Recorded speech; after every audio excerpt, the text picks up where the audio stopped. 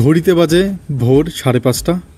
সকাল সকাল আমাদের ল্যাম্বরগিনিটা সামনে এসে হাজির হয়েছে, কারণ আমরা ঠিকঠাক সময় বুক করেছি।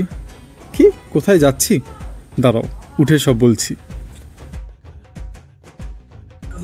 গুড মর্নিং সবাইকে, আমি আছি মিঠুন তোমাদের সঙ্গে। আর শুভ মহালয়া। আজকে আমরা মহালয়ার দিন বেরিয়ে পড়েছি কুমোরটুলি ঘাটের উদ্দেশ্যে মহালয়ার পুরো অ্যাম্বিয়েন্স দেখার জন্য। তো দেখতে থাকো, সাথে থাকো।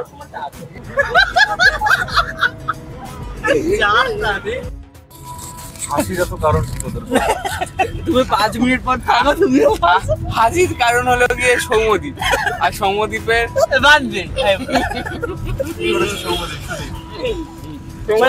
আমাদের যতক্ষণ তুই ব্লগ করবি এই ব্লগ তুই ছাড়তে পারবি না, বেকার করে লাভ নেই। তোমার ব্লগে গালাগালি দেবে। कौन है ये लोग? कहाँ से आते हैं? তুমি কি রাগ করছো এদের কথায়? রাগ করছো না তো? খুশি হচ্ছো? একদম আনন্দ পাচ্ছ? টাকা কম নাও। সকাল সকাল ঘুম দিয়ে উঠে বার হয়েছে, ঘুমের ইয়েটা তো কেটে গেল। আমরা যে এত আনন্দ দিচ্ছি, টাকা একটু কম হবে নাকি? দেখা যাক, বিল তো বাড়বে মনে হচ্ছে। কমবে পারবে, কিন্তু আমাদের থেকে টাকা কম নেবে একটু। ঠিক আছে, চলো দেখা যাবে। সকালের কলকাতার অ্যাম্বিয়েন্স কিন্তু দুর্দান্ত। যারা এভাবে সকালে কলকাতার রাস্তায় ঘুরতে না বেরিয়েছ, তারা কিন্তু এই জিনিসটা মিস করবে। এত সুন্দর রাস্তাঘাট, এই হলুদ ট্যাক্সি, জ্যামমুক্ত শহর, সমস্ত কিছু মিলিয়ে কিন্তু সৌন্দর্যে ভরপুর আমাদের এই কলকাতা। আর তার থেকেও বড় কথা হচ্ছে, মহালয়ার ভোরগুলো মনে হচ্ছে যেন একটু বেশি সুন্দর হয়। চারিদিকে পুজো পুজো গন্ধ, সবার মনের মধ্যে একটি অন্যরকম ভালো লাগা, আনন্দ কাজ করে। কারণ আর মাত্র 2-4 দিন পরেই বাঙালির শ্রেষ্ঠ উৎসব দুর্গাপুজো শুরু। সমস্ত প্রকৃতি, সমস্ত মানুষজন নতুন আনন্দ নিয়ে, নতুন উৎসাহ নিয়ে ওয়েট করে মায়ের জন্য। আর এই যে হলুদ ট্যাক্সি, কলকাতার ঐতিহ্যের কিন্তু আরেকটি নিদর্শন।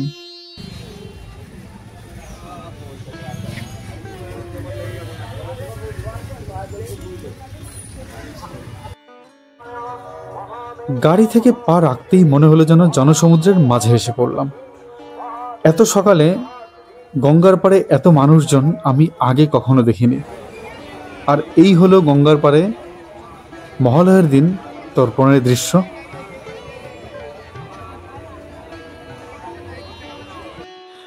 গঙ্গার পাড়ে ঘুরতে ঘুরতে কিন্তু এক ছোট্ট দুর্গার সাথে দেখা হয়ে গেছিল। সুন্দর শাড়ি পরে, চুল খুলে এত সুন্দর লাগছিল, সবাই ঘিরে কিন্তু তাকে ফটো তুলছিল। আর সবচেয়ে বড় কথা, শাড়ি পরে এত কিউট করে হাঁটতে পারছিল না, ব্যাপারটা দেখে বেশ মজা লাগছিল।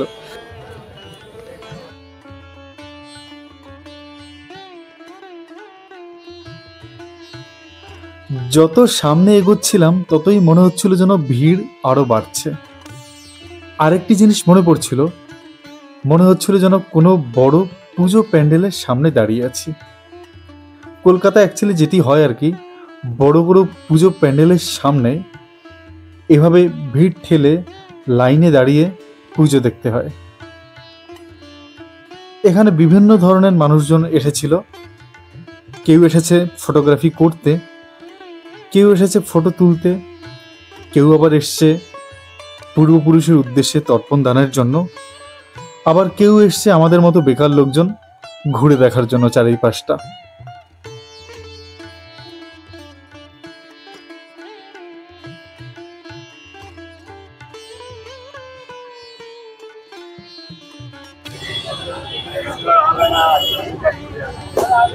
জাস্ট ভিড়টা দেখুন একবার, দেখে কোনো মতেই মনে হবে না এটা সকাল আর কি।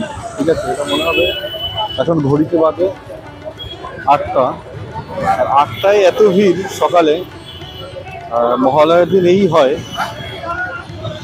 মহালয়ার দিন কুমোরটুলি ঘাটে সবাই তর্পণ দেওয়ার জন্য পূর্বপুরুষের উদ্দেশ্যে আসে, এখানে গঙ্গা স্নান করে।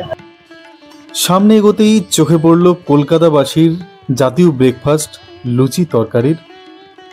সবাইকে খেতে দেখে আমাদের খিদে মনে হচ্ছে যেন আরো একটু বেশিই পেয়েছিল, তাই আর বাদ মানতে পারছিলাম না। সবাই একসাথে হামলে পড়েছিলাম লুচির বাটির মধ্যে। কেমন লাগছে আকাশ? ভালো সকালবেলা খাবার না পেয়ে যখন কিছু খাবার পাওয়া যায় এনাফ। এনাফ। ওকে, খুশি তুমি? তোমার কি বক্তব্য? সকালবেলা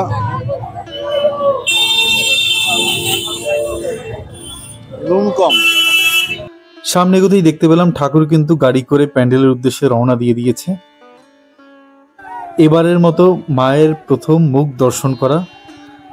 আর কুমোরটুলির প্রত্যেকটি প্রতিমা এত সুন্দর না, স্পেশালি এই ঢুকতেই এই যে প্রতিমাটি চোখে পড়েছে, জাস্ট অসাধারণ, কি বলবো। এই জন্যই কুমোরটুলি বিখ্যাত। আমরা ঢুকে পড়েছিলাম কুমোরটুলির স্টুডিওতে, যেখানে প্রতিমা বানানো হয়। আর একটু সামনে এগোতেই দেখতে পেলাম কার্তিক গণেশ নিয়ে কোলে নিয়ে বসে আছে দুই কাকু।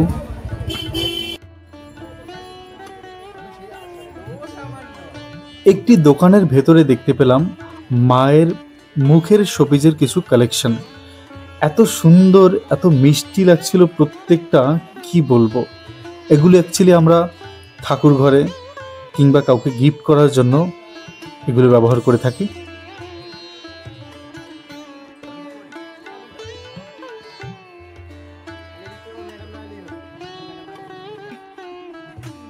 আমরা একটু একটু করে কুমোরটুলির আরও ভেতরে ঢুকছিলাম, আরও অনেক স্টুডিও এক্সপ্লোর করে তোমাদের দেখাবো, তাই জন্য।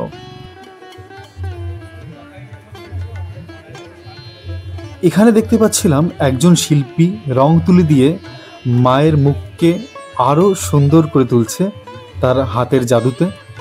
আর সবাই ঘিরে তার এই ফটো ধারণ করে রাখছিল ক্যামেরায়।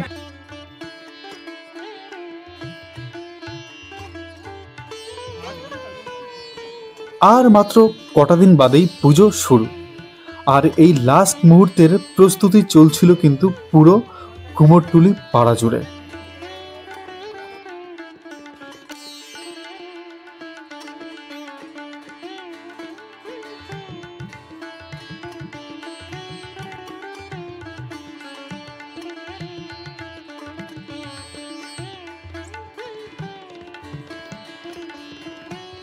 একটি স্টুডিওতে ঢু মারতেই চোখে পড়ল এক শিল্পী প্রতিমায় অলঙ্করণ করতে ব্যস্ত।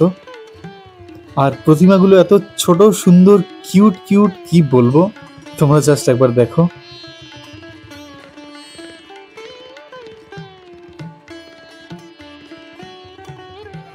প্রত্যেকটি ঠাকুরের মূর্তি এত সুন্দর, এত নিখুঁত, কি বলবো, ভাষায় প্রকাশ করতে পারছিলাম না।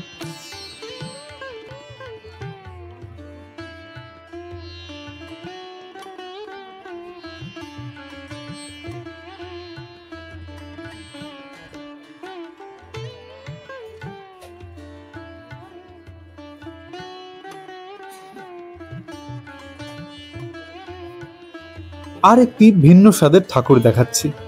এই দেখুন, কি সুন্দর, তাই না?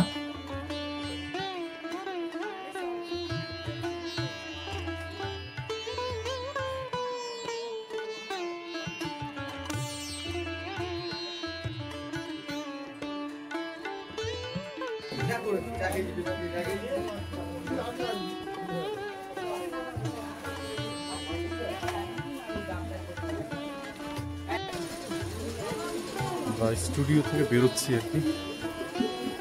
দেখলাম আপনাদের সমস্ত কিছু দেখানোর চেষ্টা করেছি, এখানে আরেকটা দেখাচ্ছি।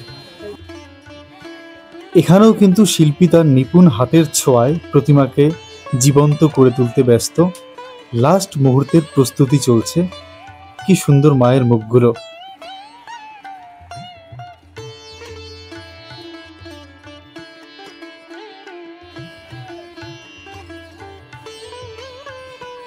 কি সুন্দর দেখুন একবার জাস্ট। যত দেখছি তত মন্ত্রমুগ্ধ হয়ে যাচ্ছি।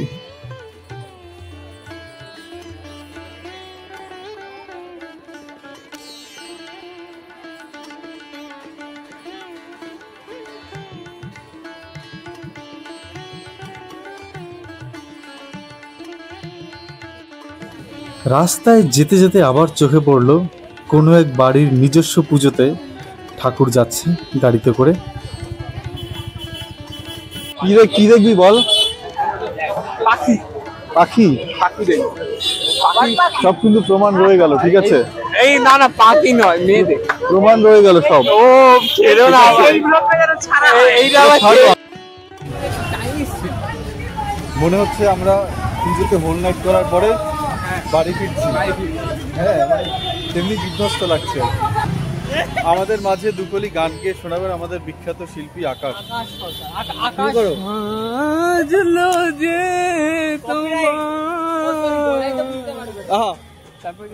ক্লাসিক্যালটা ভালো যাবে কিন্তু তোর গলায়। আর তারপর আবার